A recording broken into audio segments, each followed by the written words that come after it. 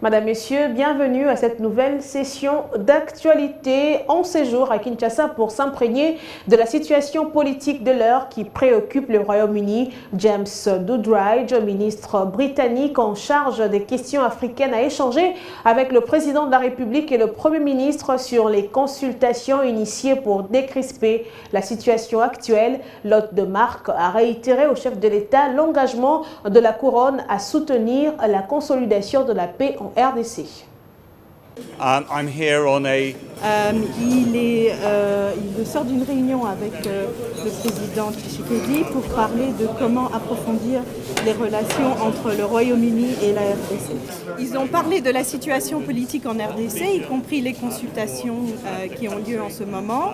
Ils ont aussi parlé des relations très importantes dans la région des Grands Lacs avec le Rwanda, l'Ouganda et le Burundi. Et finalement, ils ont parlé de la situation au niveau du continent, avec bien sûr la présidence de l'Union africaine, que la RDC, le président, reprend en février.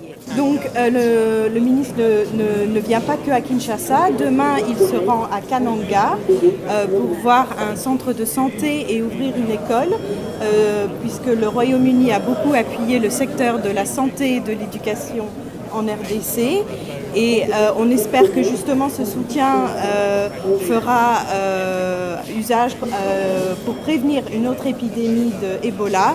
Et sur ce, le ministre voudrait féliciter toute la population du Congo pour tous les efforts qui ont été faits pour vaincre l'épidémie numéro 11 d'Ebola en Équateur.